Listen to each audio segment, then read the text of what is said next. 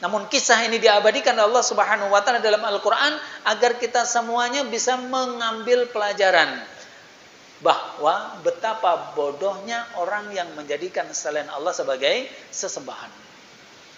Ya. Bukannya sesembahan selain Allah itu yang menolong diri mereka, justru sebaliknya merekalah yang akhirnya terpaksa harus menjaga dan melindungi selain Allah yang dia jadikan sebagai sesembahan. Ini satu keterbalikan konsep berpikir yang bertentangan dengan akal yang Allah anugerahkan kepada manusia yang Allah ciptakan. Assalamualaikum warahmatullahi wabarakatuh wa sahbihi wa man tabi'ahum bi ihsan ila yaumil qiyamah, amma ba'd. Ikhwafillah rahimanallah wa iyyakum.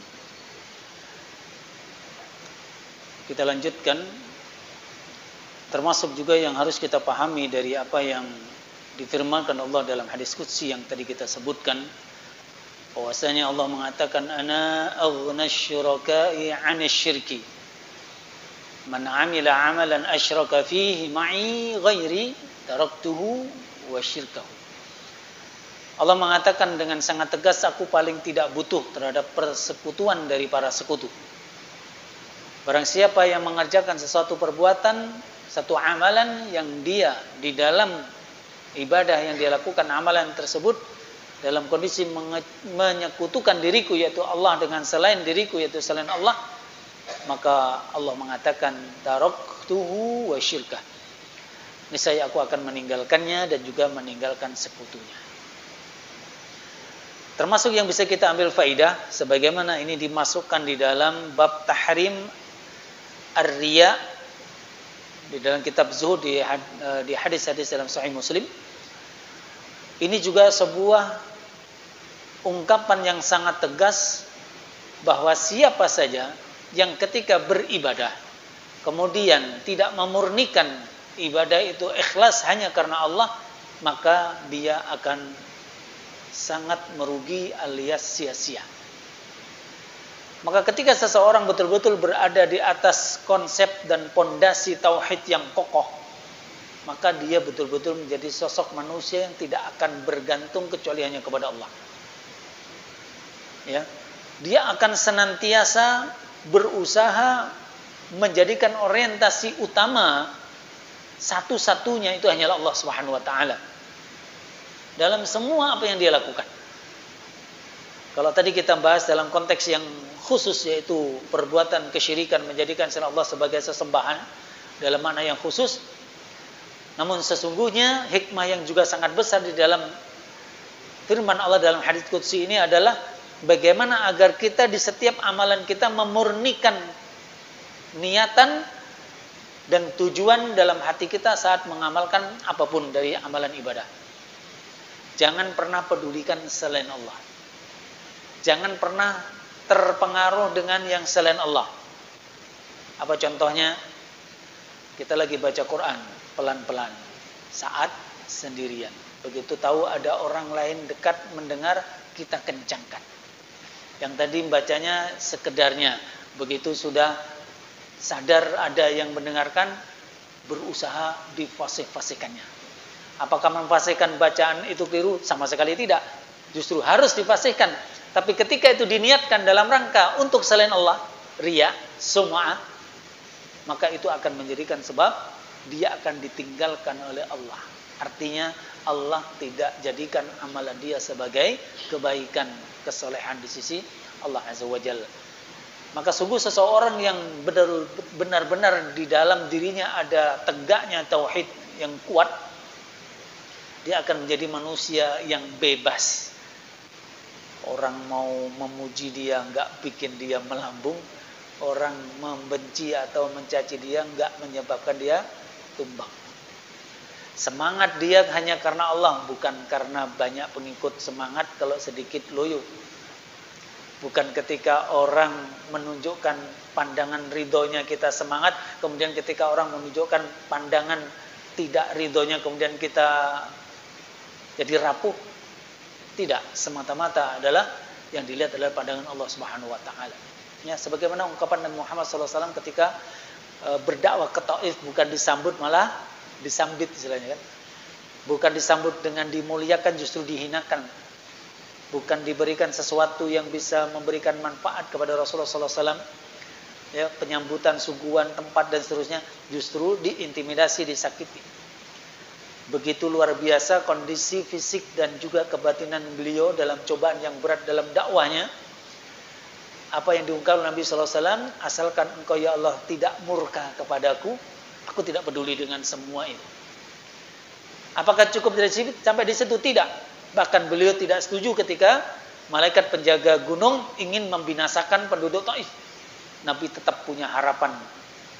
Ketulusan dakwah beliau atas dasar kasih sayang, menginginkan kebaikan dari siapa saja yang beliau berdakwah, betul-betul nampak nyata dalam sikap beliau sallallahu alaihi wasallam. Apa beliau mengatakan, aku masih berharap anak keturunan mereka nanti, yang walaupun sekarang mereka menolakku dengan keras, saya masih berharap, dan Allah Maha Kuasa, anak keturunannya nanti akan menerima Islam, dan itu menjadi kenyataan dikabulkan Allah Subhanahu wa taala. Ya, bahkan tidak sedikit di kalangan para ulama yang besar yang berasal dari Taif, keturunan dari mereka yang dulu menolak dakwah Rasulullah sallallahu alaihi wasallam. Itu menunjukkan kekokohan tauhid, kekokohan keikhlasan, sekaligus itu melahirkan sikap sabar, sikap ridha, sikap syukur dan tawakal yang sempurna dalam diri seorang mukmin, sebagaimana diteladankan dengan sangat sempurna oleh sosok Rasulullah Muhammad bin Abdullah sallallahu alaihi wasallam. Baik. Berikutnya ya ikhwah rahimanallah wa iyyakum. Ketika kita sudah sampai pada kesimpulan, ya, tidak ada sama sekali hal yang akan didapatkan sebagaimana yang mereka harapkan saat manusia menjadikan selain Allah sebagai sesembahan. Artinya mereka berharap mereka akan mendapatkan pertolongan, perlindungan dari berhala atau sesembahan selain Allah itu. Ternyata faktanya sama sekali itu bertolak belakang. Mungkin ada sebuah pertanyaan begini. Ada loh orang-orang yang ketika mereka yang terbiasa berdoa kepada selain Allah, beribadah kepada selain Allah, mohon pertolongan kepada selain Allah. Tahu-tahu kenceng. Mohon pertolongan kepada selain Allah. Ternyata apa yang dia minta itu terkabul. Benar enggak? Ya. Seperti siapa dulu yang jadi pawang hujan? Cerat. Siapa? Mbak Ara. Oh iya tahu itu, gue tahu. Ya, tapi sekarang udah gak laku lagi kayaknya. Di mana dulu itu yang terkenalnya di mana tuh yang dekat laut itu? Mandalika, masya Allah. Rupanya viral juga ya. Tapi itu kita ambil ibrah, ya. Di beberapa kesempatan, walaupun ini sangat sedikit jika kita dibandingkan dengan apa yang terjadi dalam faktanya, ada satu kondisi di mana, ya, ketika itu mereka lakukan, ya, yaitu mencegah atau menolak turunnya hujan atau mengalihkan hujan ke tempat lain, itu betul-betul terjadi. Pertanyaannya, katanya tadi nggak ada memberi manfaat. Katanya tadi tidak akan sesuai yang mereka harapkan dari ilah-ilah mereka dengan faktanya. Harusnya mereka mendapatkan pertolongan dari ilah-ilahnya selain Allah, justru mereka faktanya yang akan menjadi penjaga dari sesembahan selain Allah itu. Tapi ini gimana? Ayo ikhwah rahimanallah wa iyyakum. Dijelaskan oleh muallif. Jika ada orang yang bertanya, ada loh orang yang berdoa kepada patung, meminta sesuatu yang dia inginkan, atau minta agar diselamatkan dari sesuatu yang tidak dia sukai, ternyata permohonannya dikabulkan. Bagaimana jawaban atas sebuah kondisi seperti ini? Terkait dengan pemahaman kita tentang sebuah keyakinan akan tauhid, yaitu hanya Allah Subhanahu wa taala yang Maha mengabulkan doa. Selain Allah tidak akan mampu. Hanya Allah yang bisa mendatangkan manfaat, menolak mudarat. Selain Allah tidak mampu. Maka jawabannya di antara yang dijelaskan adalah itu semua adalah ujian dari Allah Subhanahu wa taala. Ya. Hakikatnya yang mengabulkan itu siapa? Allah Subhanahu wa taala. Jangankan diminta, Allah tidak diminta pun berikan. Coba lihat orang-orang yang mereka beribadah kepada selain Allah, bahkan orang kafir, bahkan orang ateis yang nggak percaya adanya Tuhan, yang menganggap bahwa alam semesta itu terjadi dengan sendirinya tanpa ada, ya, di balik semuanya itu sebagai sebab pertama yang menciptakan. Buktinya mereka diberikan sekian dari karunia Allah Subhanahu wa taala di muka bumi ini. Bahkan dalam beberapa sisi dalam urusan dunia mereka lebih megah, lebih mewah daripada di antara orang-orang yang beriman. Ya, Allah Subhanahu wa taala berkehendak. Ya. Dari setiap apa yang Allah Subhanahu wa taala telah bagikan kepada hambanya, ada yang sifatnya sekedar dikasih, ada sifatnya memang disayang. Begitu Ar-Rahman, Ar-Rahim. Ya, sifat Rahman Allah itu kebaikan yang Allah berikan kepada hambanya, tak peduli apakah mereka mukmin ataupun kafir. Tak peduli apakah mereka ahlu tauhid atau ahlu syirik. Tak peduli apakah mereka ahlu sunnah atau ahlu bid'ah. Allah berikan. Allah berikan udara yang digunakan sebagai alat untuk bernafas. Dia berikan apa yang ada di muka bumi untuk dikonsumsi untuk mereka, memenuhi kebutuhan mereka. Allah berikan. Itu sifat Rahman Allah Subhanahu wa taala. Adapun Allah punya sifat Rahim itu khusus kepada yang disayanginya. Berupa apa pemberian Allah? Berupa hidayah dan taufik kepada hamba-hambanya yang disayangi oleh Allah Subhanahu wa taala. Yang tidak hanya akan mendapatkan kebaikan dunia, namun juga akan mendapatkan nanti kebaikan di akhirat setelah kematiannya. Yang itu tidak diberikan kepada mereka yang tidak beriman. Artinya apa? Kalau ditanya dari mana kemudian pengabulan itu? Minta agar gak turun hujan, memang gak turun hujan. Sebaliknya minta turun hujan, oh kok ya turun hujan. Minta disembuhkan penyakit, sembuh juga penyakitnya. Bahkan kalau santet itu, ya kan, minta agar mencelakai si A di seberang sana, betul-betul bisa celaka. Perbuatan syaitan atau jin dari kalangan syaitan dari kalangan jin. Ya, itu terjadi. Namun kita tetap punya prinsip dan keyakinan dan ini nggak boleh goyah. Tidak ada manfaat dan tidak ada mudarat kecuali semuanya atas kehendak Allah Subhanahu wa taala. Sebagaimana sihir yang diajarkan oleh dua malaikat Harut dan Marut, tidaklah mengajarkan itu kecuali sebagai ujian. Apakah berdampak? Memang berdampak, dan itu salah satu keyakinan Ahlussunnah wal Jamaah. Sihir itu memang ada. Walaupun sebagian orang yang mengaku sebagai muslim mengingkarinya, namun faktanya berdasarkan keterangan para ulama, berdasarkan dalil, memang itu fakta. Bahkan tidak hanya merusak secara psikis, tapi bisa merusak secara fisik akibat sebuah sihir. Dan itu mampu dilakukan oleh makhluk yang namanya jin. Ya, syaitan dari kalangan jin. Namun itu semua tidak akan terjadi kecuali ketika Allah menghendaki. Karena tidak ada satupun, kalau kita bicara tentang masalah iman kepada takdir, qada dan qadar Allah, tidak ada satupun dari yang sudah terjadi ini kecuali Allah Maha tahu. Artinya sudah diketahui sejak sebelum diciptakannya manusia. Bahkan sebelum diciptakannya langit dan bumi. Ya. Yang kedua, semuanya sudah dituliskan. Ya. Yang kemudian setelah itu Allah pastikan, yang kita yakini itu adalah semua yang terjadi hanya akan terjadi sesuai kehendak Allah Subhanahu wa taala. Dan yang keempat, ayyuhal ikhwah rahimanallahu wa iyyakum, tidak ada satupun dari semua yang ada di muka bumi ini, zatnya maupun perbuatannya, kecuali itu semuanya ciptaan Allah Subhanahu wa taala. Al-ilmu, al-kitabah, al-masyiah, al-khalqu.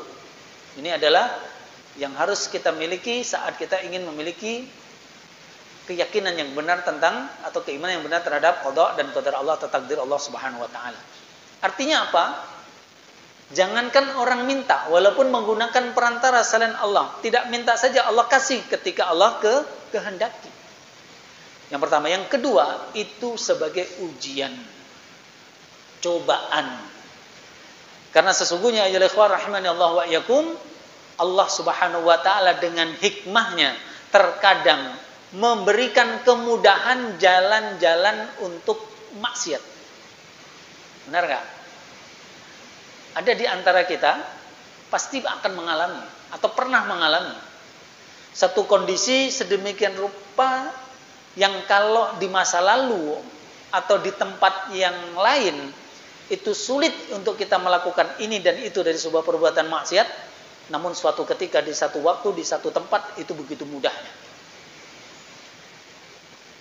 Contoh ini saya pikir semuanya paham. Zaman dulu seseorang, maaf ya, ini karena contoh. Ketika ingin melihat sesuatu yang terlarang, ya, baik itu pornografi atau porno aksi, sulit nggak dulu? Sulit, ya. Saya masih ingat waktu kami masih kuliah, ya, ketika melakukan perjalanan naik bis, belum ada HP, handphone nggak ada, dan jarang orang memiliki pesawat telepon di rumah-rumah. Kita kalau telepon pakai wartel. Kalau sama-sama nggak ada telepon di rumah, janjian dulu. Wartel sini sama wartel yang kita tuju, janjian. Dipanggil ke rumah bahwa kita akan telepon jam sekian, maka akan ditunggu di wartel itu. Kami pernah mengalami, ini kisah nyata. Bagaimana saat kita duduk di dalam bis, ada orang menawarkan buku. Buku tidak ada masalah, buku cerita, buku majalah dan seterusnya. Ya, ternyata di dalam diselipkan gambar-gambar itu. Itu ditawarkan kepada kita. Mungkin nengok kita masih muda, rata-rata pemuda kan begitu, rasa ingin tahu tinggi, libidonya masih tinggi dan seterusnya. Ya, apakah itu pemuda saja? Enggak juga, yang tua pun kadang juga masih besar juga. Dan ini ujian. Ya, begitu sembunyi-sembunyinya mereka menawarkan. Coba zaman sekarang, dengan apa yang kita pegang gadget yang terkoneksi secara jaringan internet, subhanallah. Jangankan dicari, nggak dicari saja kadang tahu-tahu nongol. Astagfirullah. Astagfirullah ya, itu ujian. Apa yang Allah mudahkan, jalan-jalan yang itu membuka seseorang sehingga menjadi mudah melakukan hal yang Allah tidak ridho, itu ujian. Ya, bagaimana dimudahkan untuk ini, dimudahkan untuk itu. Ya, kalau urusannya dengan hubungan laki perempuan seperti itu. Kalau kaitannya dengan fitnah harta, bagaimana dimudahkan seseorang untuk korupsi.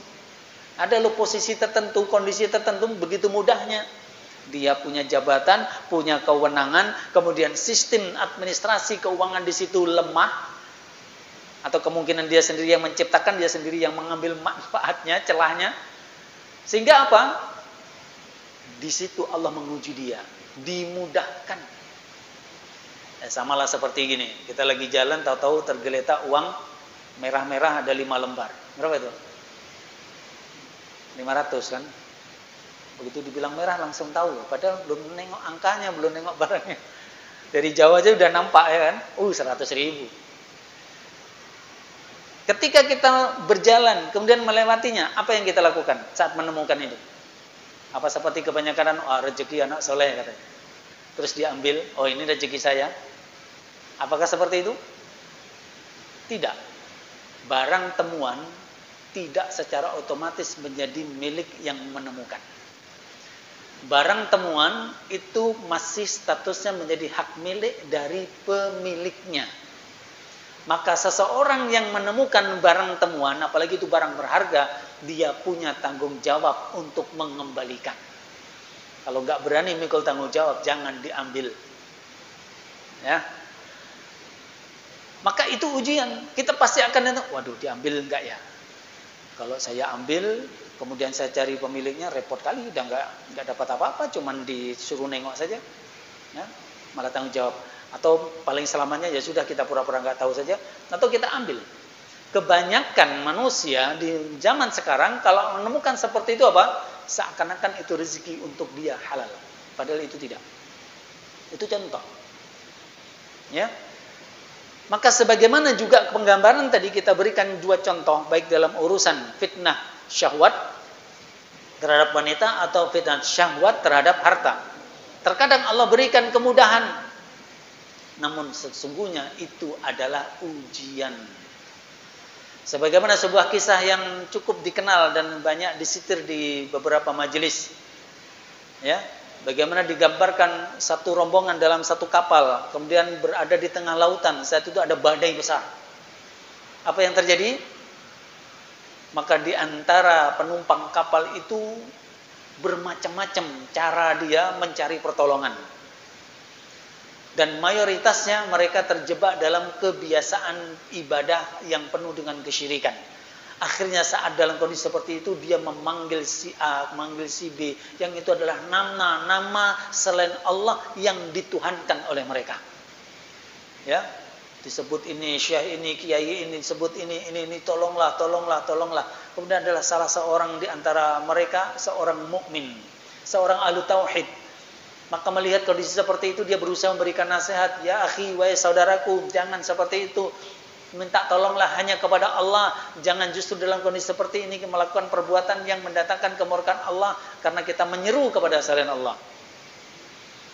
Namun mereka tetap tak menghiraukan. Qadarallahu ma syaa fa'al. Justru setelah itu reda badainya. Coba bayangkan, ya, apa yang terjadi dengan orang-orang yang di kapal itu semakin kuat. Oh, ini benar kan? Ya, maka akan bilang kepada ahli tauhid ini, antum tak percaya. Ini buktinya. Berhenti. Ya, dengan sebab apa yang mereka lakukan ketika mereka menyebut selain Allah untuk menolong mereka. Maka apa yang diucapkan di antara ucapan dari ahli tauhid ini, may yahdihillahu fala mudhillalah wa may yudlil fala hadiyalah. Siapa yang Allah berikan hidayah tidak akan ada yang bisa menyesatkannya. Buktinya apa? Ahli tauhid ini. Ya. Dan siapa yang Allah sesatkan tidak akan ada yang bisa memberikan petunjuk. Contohnya apa? Orang-orang yang di atas kapal tadi yang menyeru kepada selain Allah. Ya. Dia melakukan kesyirikan. Kemudian Allah uji dengan apa yang dia minta melalui ibadah syirik tadi menjadi kenyataan, semakin tenggelam dalam kesesatan mereka. Ikhwatillah rahimanallahu wa iyyakum. Sebagaimana juga digambarkan, ya, ada seorang ahli tauhid berada di sebuah kampung yang di situ diyakini ada hari sial. Jangan bepergian di hari sial tersebut. Anggaplah hari Senin misalkan. Ya. Tidak boleh pergi di hari Senin kecuali pasti orang yang melakukan itu akan terkena musibah. Akhirnya dia ingin menunjukkan di hadapan manusia di masyarakatnya bahwa itu salah. Akhirnya dia keluar di hari tersebut. Qadarallahu ma syaa fa'al, ada musibah dia terima. Wah, semakinlah masyarakat itu menguat keyakinannya terhadap apa yang mereka yakini bahwa itu memang hari sial. Bagaimana dengan ahli tauhid ini? Dia tetap dengan keyakinannya tanpa tergoyahkan walaupun dia diuji oleh Allah seperti itu. Dia mencoba lagi di hari kedua, terjadi lagi musibah. Dia coba lagi hari ketiga, terjadi lagi sebagaimana yang dikhawatirkan orang-orang itu. Semakin kuatlah keyakinan mereka bahwa itu memang hari sial. Ya. Sampai tidak ada dia berputus asa ahli tauhid ini mencoba lagi sampai satu ketika atas kehendak Allah, karena tidak ada kejadian kecuali semuanya atas kehendak Allah, tidak terjadi apapun. Dia keluar di hari yang orang meyakini sebagai hari sial, namun tidak terjadi apapun. Apa yang kemudian menjadi dampaknya? Akhirnya keyakinan selama ini orang-orang di kampung itu runtuh. Ya. Dan akhirnya percaya dengan apa yang dijelaskan, didakwahkan oleh al-tauhid tersebut. Maka ya rahimanallahu wa iyyakum, jangan pernah kita dikacaukan keimanan kita dengan sebab apa yang Allah tunjukkan, yang itu hakikatnya adalah ujian dan cobaan. Kadang kan gitu. Katanya salah, katanya nggak boleh, tapi ini ujian. Ya. Sama seperti gini, ya. Cari rezeki, kalau yang halal kan susah. Ya. Ya sudah, cari dengan cara yang haram. Kalau ingin kaya, kalau gitu-gitu saja kapan kayanya? Jadi kalau ingin kaya gimana? Ya korupsi, yang rampok, yang melakukan apalagi gendam atau hipnotis atau hal yang lain yang itu adalah cara yang tidak disetujui atau diridhai Allah Subhanahu wa taala. Karena sesungguhnya apalagi kalau kita bicara tentang masalah rizki, ayolah ikhwah, jatah rizki kita itu sudah dijatah. Ibaratnya jatahnya itu satu botol, ini jatah kita. Ya, kita tidak akan mati meninggalkan dunia ini kecuali jatah kita, rezeki kita memang sudah habis. Maka mau kita ambil pakai tangan kanan, dapatnya segini. Mau kita ambil pakai tangan kiri, dapatnya juga segini. Ini ibarah apa? Analogi apa? Kita ambil pakai tangan kanan, artinya kita mengambil rezeki kita, menjemput dengan cara yang halal. Dapatnya segini. Dengan tangan kiri artinya kita akan mengambilnya, dapatnya segini juga, tapi cara yang kita lakukan adalah haram. dapatnya sama, yang satu halal, yang satu haram. Apa dampaknya? Yang halal diberi keberkahan dan pahala, yang haram dihilangkan keberkahan dan dosa, diberikan dosa. Maka ya rahimanallahu wa yakum, dan ini hanya akan mampu dilakukan oleh seseorang ketika dalam dirinya tegak tauhid. Ada sebuah keyakinan akidah yang kokoh, yang senantiasa memandang dan mengukur segala sesuatu menggunakan barometer akidah. Dan Masya Allah ya ikhwah, seseorang yang sudah terbentuk kondisi batinnya yang kokoh dengan akidah at-tauhid, dia akan menjadi orang yang insya Allah betul-betul Allah limpahkan kehidupan yang baik, yang tenang, yang damai. Wala khaufun alaihim wala hum yahzanun. Gak ada kekhawatiran, gak ada kegundahan. Syaratnya apa? Betul-betul kokoh tauhid kita. Ya. Ikhwafillah rahimanillahu wa iyyakum. Kemudian terakhir kita coba ambil faidah ya ikhwah. Ketika Allah menguji seseorang dengan sesuatu yang sebetulnya itu maksiat, namun seakan-akan itu menjadi sesuatu yang mudah, yang nampak, seakan-akan membuktikan dari kebenaran ungkapan-ungkapan kesyirikan, maka diberikan contoh oleh mu'allif dengan sebuah contoh yang patut kiranya bagi kita untuk mengambil pelajaran. Yaitu pada saat Allah menguji Bani Israel. Apa ujian kepada Bani Israel? Jangan mengambil ikan di hari Sabtu. Ya, Ustaz? Larangan mengambil ikan dari sungai atau dari laut di hari Sabtu. Ternyata justru di hari Sabtu, ketika itu hukumnya haram mengambil ikan di sungai atau di laut, ternyata di hari itu ikannya sangat banyak melimpah, yang tidak ditemukan kondisi seperti itu di luar hari Sabtu. Coba lihat, ujian.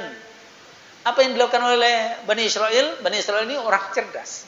Allah takdirkan Bani Israel ini adalah manusia yang diberikan kecerdasan di atas rata-rata. Akhirnya kecerdasannya ini yang karena tidak didukung dengan sikap iman dan istislam, akhirnya disalahgunakan. Cerdasnya, gimana caranya? Dia tidak mengambil ikan di hari Sabtu, tapi dia memasang umpan atau jala atau pancing kalau kita di hari sebelumnya, hari Jumatnya. Kapan dia ngambilnya? Bukan di hari Sabtu, di hari Ahadnya. Pinter nggak? Pinter. Kalau sekarang, saya juga bisa. Iya, sudah dapat bocoran dari orang Bani Israel. Ya.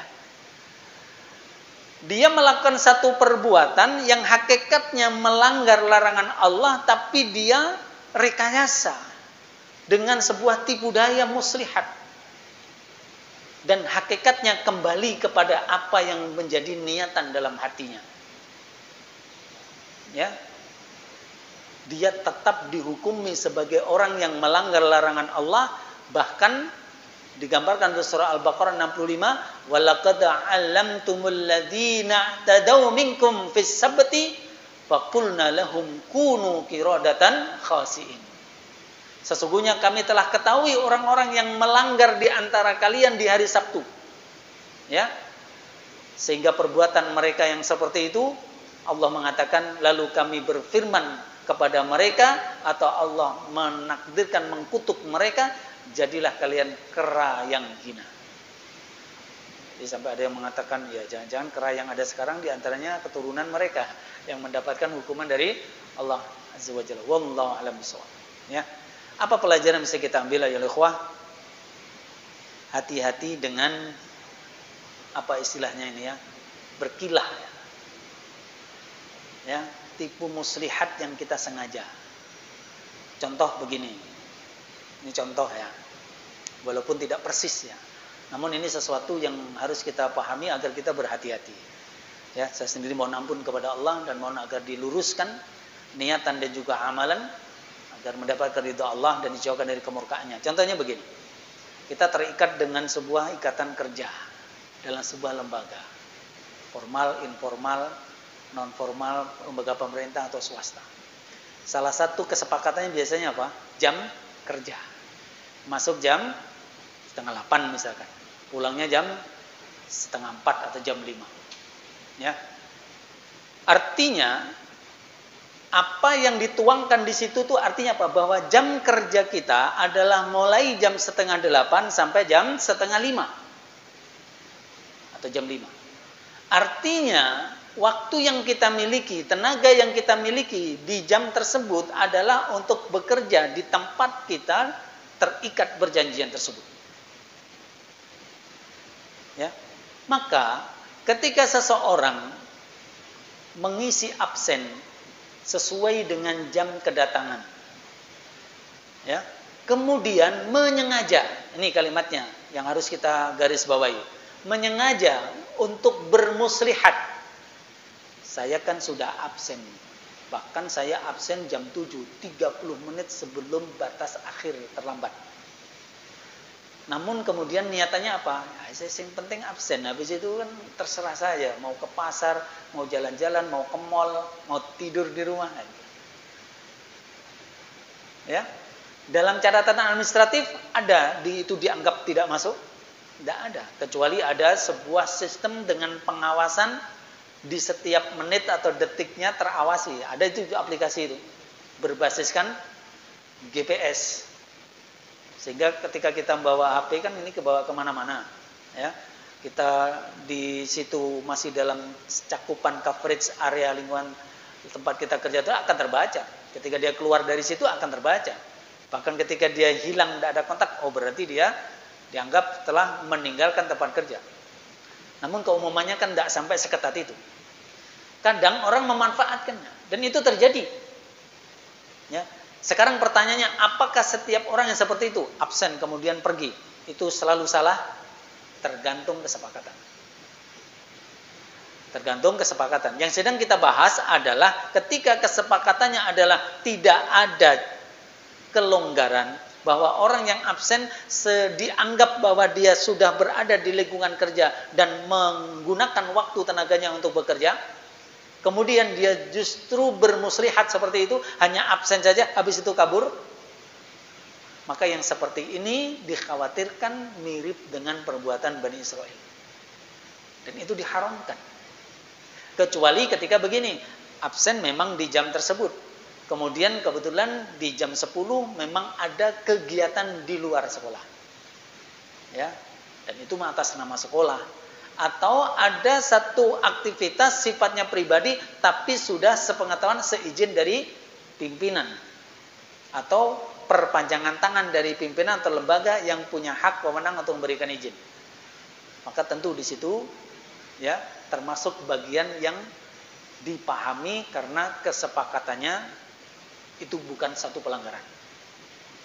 Hanya saja prinsip kita jangan pernah melakukan perbuatan sebagaimana yang dilakukan oleh Bani Israel. Sudah jelas Allah melarang, namun kemudian dia mencari celah untuk seakan-akan tidak melanggar, namun pada dasarnya melanggar. Sama terkait dengan transaksi riba. Kalau kita nggak hati-hati, sebetulnya itu hanya rekayasa saja. Hati-hati. Hakikatnya pinjam duit tapi seakan-akan seperti transaksi jual beli. Makanya ya di dalam konteks jual beli dan riba ini memang seseorang harus berhati-hati jangan sampai terjebak ya satu hal yang hakikatnya itu ribawi, transaksi riba, namun kita menganggapnya sebagai sesuatu yang dibolehkan. Kalau alasannya karena belum paham, semoga dimaafkan. Tapi kalau menyengaja merekayasa syariat, ya, menyiasati ketentuan hukum, maka dikhawatirkan kita seakan-akan sedang meneladani perbuatan Bani Israel. Wal'iyadzubillah. Ya, semoga ini menjadi nasihat bagi saya sendiri dan kita semua. Ikhwafillah rahimani Allahu wa iyyakum.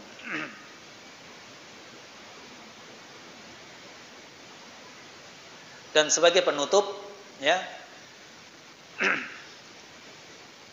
sebuah contoh betapa bodohnya orang-orang yang menjadikan selain Allah sebagai sesembahan itu digambarkan dalam surah Al-Anbiya ayat 68 ketika menggambarkan kisah Nabi Ibrahim bersama kaumnya alaihissalam. Ya, pada saat Nabi Ibrahim merusak, ya, menghancurkan patung-patung yang disembah oleh kaumnya, maka kemudian, ya, mereka orang yang menyembah patung tersebut mengungkapkan dengan sebuah ungkapan di hadapan para pengikutnya yang diabadikan di ayat 68 dari surah Al-Anbiya. Harrikuhu wangsuru alihatakum in kuntum fa'ilin. Bakarlah dia. Siapa yang maksudnya yang sudah dibakar? Nabiullah Ibrahim. Dan itu masyhur kisahnya. Ya. Bakarlah dia, yaitu Ibrahim, dan tolonglah Tuhan kalian. Ya, jika kamu benar-benar memang mau bertindak. Kalimat unsuru alihatakum ini sekaligus sebuah pengakuan yang dengan itu Allah membongkar kebodohan mereka. Yang seharusnya seandainya mereka terbuka akal dan hatinya langsung sadar. Namun ternyata tidak. Namun kisah ini diabadikan Allah Subhanahu wa taala dalam Al-Qur'an agar kita semuanya bisa mengambil pelajaran bahwa betapa bodohnya orang yang menjadikan selain Allah sebagai sesembahan. Ya. Bukannya sesembahan selain Allah itu yang menolong diri mereka, justru sebaliknya merekalah yang akhirnya terpaksa harus menjaga dan melindungi selain Allah yang dia jadikan sebagai sesembahan. Ini satu keterbalikan konsep berpikir yang bertentangan dengan akal yang Allah anugerahkan kepada manusia yang Allah ciptakan. Ya. Ayolah ikhwah rahimani Allah wa iyyakum. Jadi sekali lagi betapa kerdil dan kurangnya akal mereka, sesuatu yang lemah tak punya kemampuan menjaga dirinya sendiri malah dijadikan sebagai sesembahan yang diharapkan bisa memberikan penjagaan dan perlindungan kepada mereka. Ini satu kebodohan yang sangat besar. Dan jangan lupa, seakan-akan kita melihat kasus ini kan seakan-akan sesuatu dari sesuatu yang disembah berupa patung, berupa pohon besar atau gitu.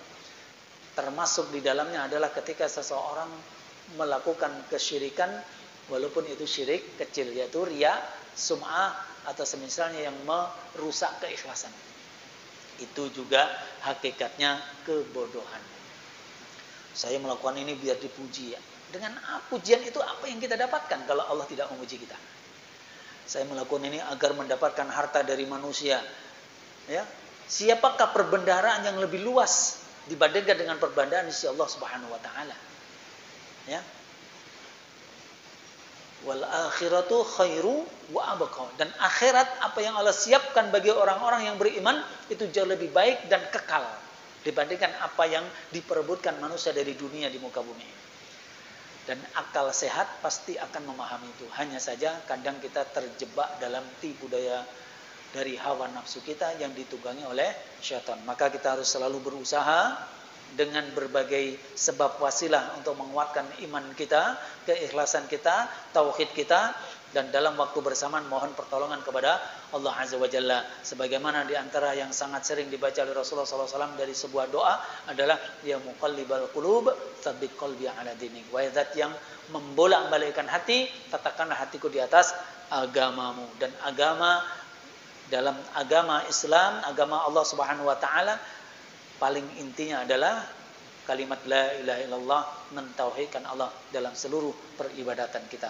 Semoga Allah berikan hidayah taufik inayahnya kepada kita, menjadikan kita sebagai ahlu tauhid dan istiqomah di atasnya sampai kita bertemu dengan Allah dengan mendapatkan ridho dan rahmatnya. Amin ya rabbal alamin.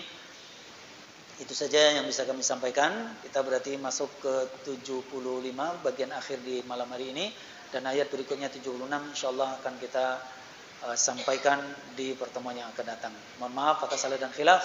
Subhanakallahumma wa bihamdika asyhadu an la ilaha illa anta astaghfiruka wa atubu ilaik. Wassalamualaikum warahmatullahi wabarakatuh.